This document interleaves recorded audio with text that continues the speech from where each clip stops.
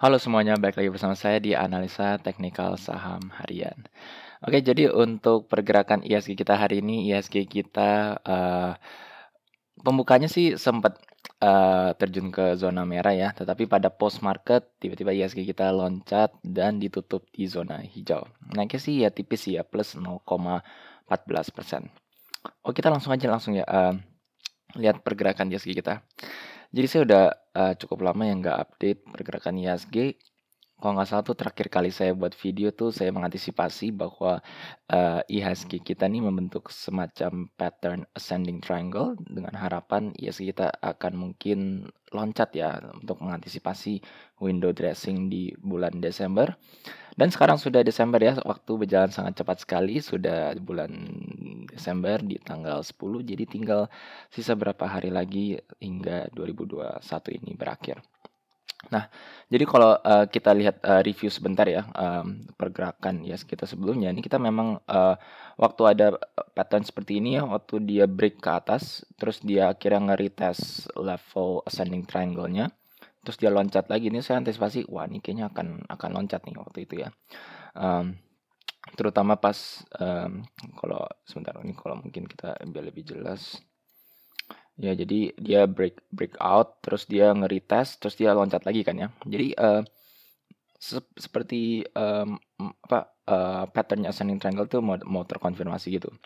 Nah, tetapi ternyata pas di perdagangannya tuh pas dia loncat, ternyata dia turun lagi. Di sini nih, saat dia nggak bisa breakoutnya dia pertama, terus dia turun lagi. Ini menjadi tanda pertanda bahwa breakoutnya ini gagal ya. Maksudnya nggak jadi breakout ascending triangle-nya. Dan ya bisa di-expect selanjutnya ya sih kita langsung terjun ke bawah ya dan mengalami koreksi yang cukup dalam.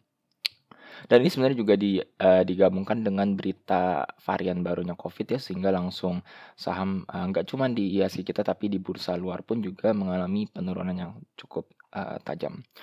Nah, jadi pertanyaannya adalah apakah IHSG kita atau bursa kita akan mengalami window dressing? Itu yang menjadi pertanyaan saat ini mungkin ya, soalnya belakangan ini IHSG kita rasanya tuh kayak tertekan ya, harganya agak sulit untuk bisa loncat atau maksudnya mengalami kenaikan ya, selalu naik turun ya. Nah, jadi kalau kita lihat secara pergerakan harga sebenarnya ini IHSG kita justru menurut saya masih ada potensi ya.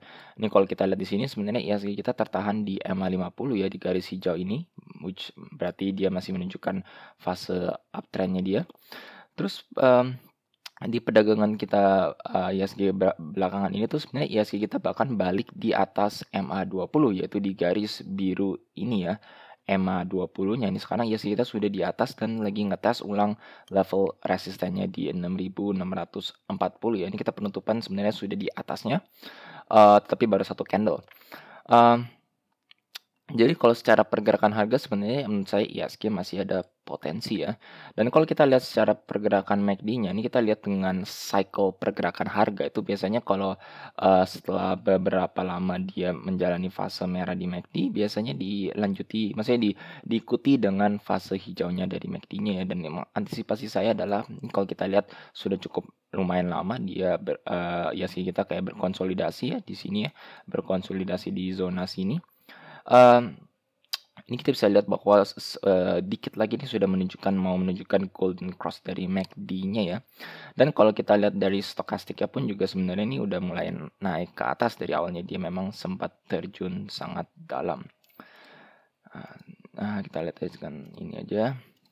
Nah, jadi kalau dengan relative strength index sebenarnya kita juga lihat saat dia turun ke bawah ini sebenarnya ya RSI-nya bahkan masih tertahan di atas ya di sekitar 42 ya, di sekitar 42 dia 42 terus dia naik ke atas ya. Jadi udah ada tanda-tanda RSI-nya pun sudah mulai naik ke atas, di atas 40 biasanya kalau menurut saya masih bullish untuk suatu pergerakan harga.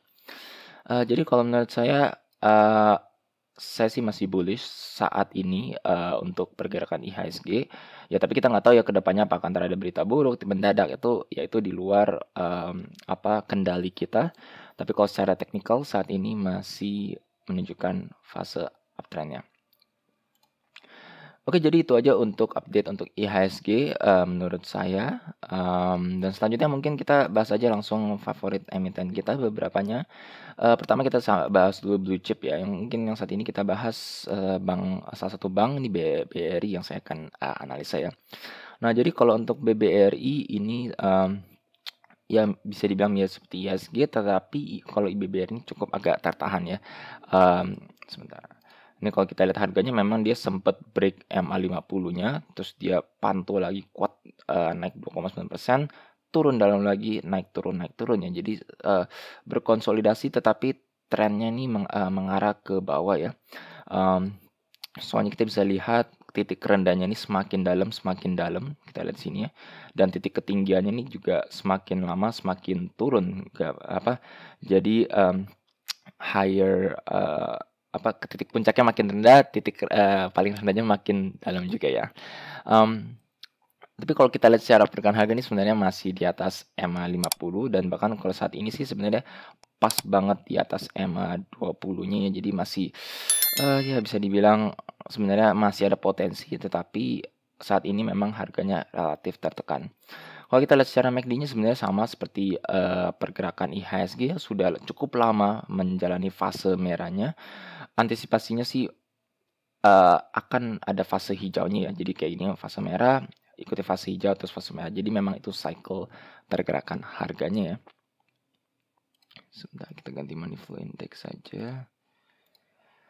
Ya, jadi kalau untuk money flow index cukup beda sama IHSG, soalnya kalau BBRI, ini pakai money flow index ya. Tapi kalau money flow index saat ini bahkan sudah break, maksudnya udah di 29, 30. Jadi memang, awalnya dengan pergerakan ini pun tidak bisa terlihat bahwa memang BBRI downtrend ya. Memang, bukan downtrend sih, maksudnya ya ngarahnya memang agak turun gitu, soalnya daya belinya memang agak lemah. Jadi, tapi saat ini sih kalau kita lihat nih money flow index-nya memang di level yang agak rendah, belum ada terlalu tanda-tanda sama sekali sini. Kalau kita lihat sendiri memang terus, turun ini, tidak menunjukkan tanda-tanda divergence atau sama sekali ya. Tapi the point yang saya mau lihat dari BBRI ini adalah kalau misalkan memang IHSG-nya benar-benar akan, naik beneran, saat ini BBRI money flow index-nya relatif rendah ya, relatif dia, cukup rendah di sini. Jadi kalau menurut saya kalau kalian mau beli pun mungkin masih oke untuk BBRI saat ini ya untuk entry. Saat ini memang BBRI ini, pada penutupan nih turun lagi ya di 4.130. Jadi, di bawahnya MA50 ya. Bisa dibilang nih sebenarnya pas mirip seperti yang, di lower low di sininya. Jadi bisa dibilang ini seperti minor supportnya dia. Jadi kalau misalkan kalian mau beli sebenarnya sih boleh ya nyicil, di harga-harga segini, atau misalkan kalau kalian mau lebih mau, konservatif ya mungkin kalian bisa antri di level support sekitar 4.070, tetapi itu pun belum tentu ya. Soalnya kalau kita lihat secara pergerakan BBRI ini sebenarnya juga sudah, mirip seperti membentuk, pola head and shoulder sebenarnya, tapi belum terkonfirmasi ya. Maksud saya, ini shoulder-nya, terus head-nya lebih dalam, terus saat ini memang turunnya ini sebenarnya di level mirip seperti shoulder sebelumnya ya. Kalau misalkan BBRI ternyata dia pantul, dari level ini, terus dia, bisa break level neckline-nya, which is yes roughly sekitar sini ya, di sekitar 4.250, mungkin benar-benar konfirmasi head and shoulder yang buat reversal dari bearish ke fase bullish-nya dia ya, yaitu mengikuti, bullish pattern-nya IHSG. Jadi itu yang maksud saya good opportunity menurut saya BBRI untuk kalian entry. Tapi itu maksudnya kalau misalkan benar head and shoulder, kalau dia turun lebih dalam lagi ya berarti bukan head and shoulder, tapi ya memang masih fase turun gitu ya. Oke, jadi itu aja untuk BBRI, dan mungkin, saya bahas dikit ya untuk saham konstruksi juga.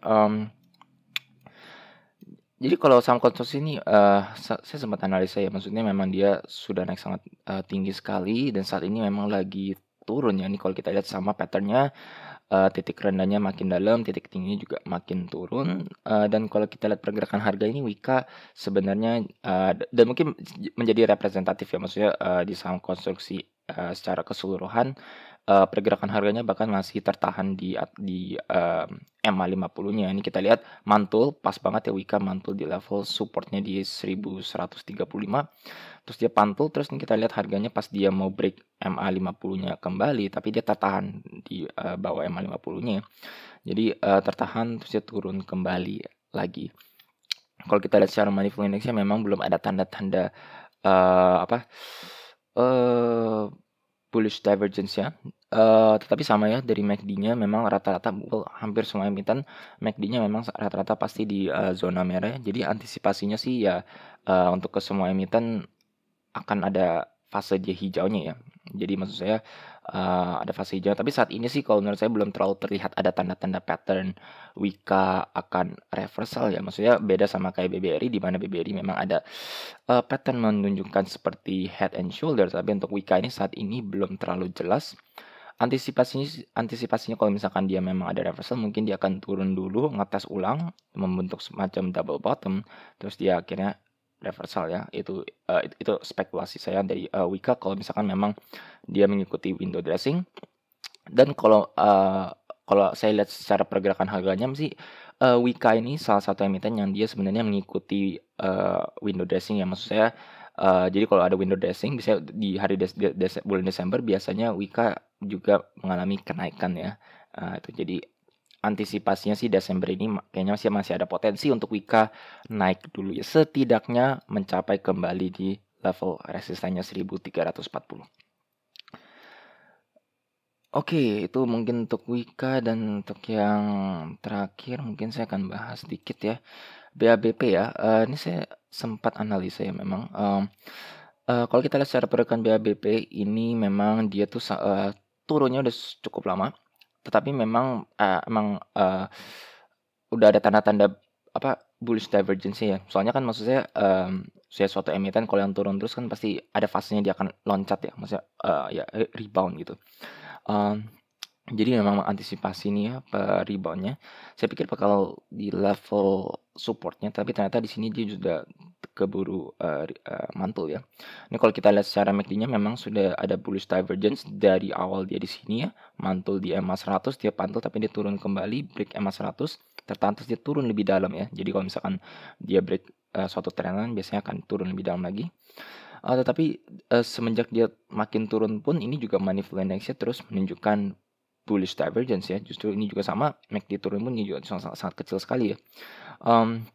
Jadi memang ada ancang-ancang BABP ini akan mantul, dan memang akhirnya dia mantul ya. Di sini mantul, dan saat ini memang cukup wajar sih dia mantul terus dia tertahan maksudnya biasanya kalau mantul tertahan di beberapa trendline, soalnya itu menjadi resist buat dia diuji ya. Jadi dia lagi tertahan di EMA 50-nya, wajar sekali, dan saat ini masih koreksi ya dari kenaikan dia sebelumnya. Kalau kita lihat secara money flow index dari per jamnya pun ya, untuk skala trading pun memang jelas ini money flow indexnya juga sangat tinggi sekali di level 92 ya. Jadi memang wajar sekali untuk BABP akan koreksi terlebih dahulu. Tetapi ada potensi mungkin BABP ini akan berhenti turunnya ya. Jadi fase turunnya berhenti. Misalkan kalau dia mungkin koreksi terus dia tertahan di EMA 20 terus dia mantul lagi, bisa aja itu menjadi fase awalnya, mungkin dia akan reversal ya untuk BABP ya. Oke, jadi untuk video kali ini sekian saja. Jika kalian merasa video seperti ini bermanfaat untuk kalian, jangan lupa untuk subscribe dan juga pencet tombol bel di sebelahnya supaya kalian selalu terupdate dan ternotifikasi dengan video-video mengenai analisa teknikal saham. Sekian dari saya, terima kasih.